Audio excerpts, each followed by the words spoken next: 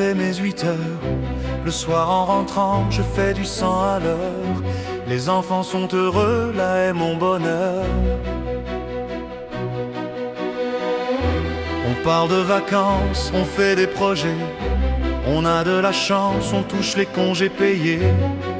Cette année, on ira en France pour se faire bronzer. On possède un chalet qu'on paye à crédit. On est bien meublé, on a tous un lit. Ma femme, les enfants, on est bien quoi? Si on est souffrant, on va chez le médecin. Si je suis absent, je ne gagne pas moins. Mon arrière-grand-père faisait ses 12 heures, ses petits, leur mère travaillait 10 heures. Manger pommes de terre, du pain sans beurre, c'était la misère et pas le bonheur. Dimanche ou vacances, fallait y aller, il n'avait pas de chance, pas de congé payé. Dépenser ce qu'il avait gagné, le goût de la France l'amenait au café. Mon grand-père avait un taudis, un trou sans lumière pour toute la famille.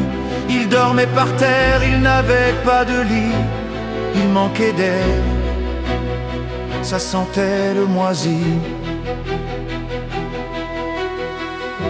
Parfois à 5 ans mourrait un gamin, car faute d'argent pour payer le médecin.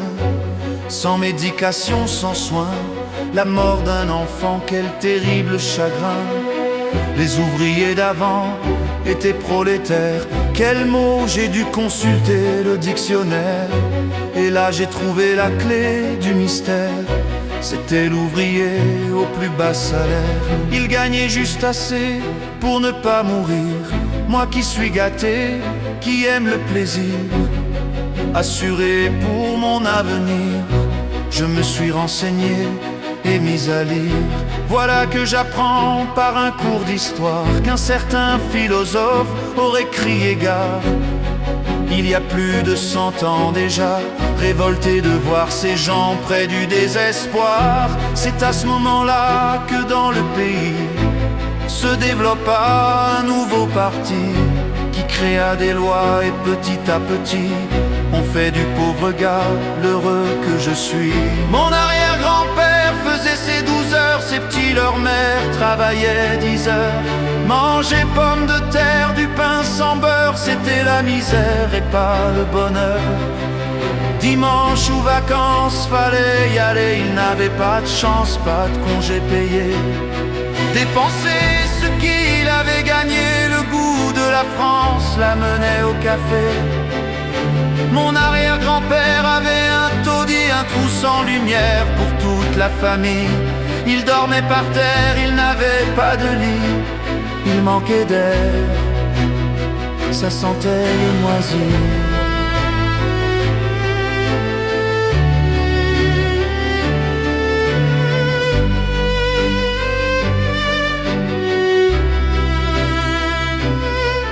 Dépenser ce qu'il avait gagné, le goût de la France l'amenait au café. Mon arrière-grand-père avait un taudis, un trou sans lumière pour toute la famille.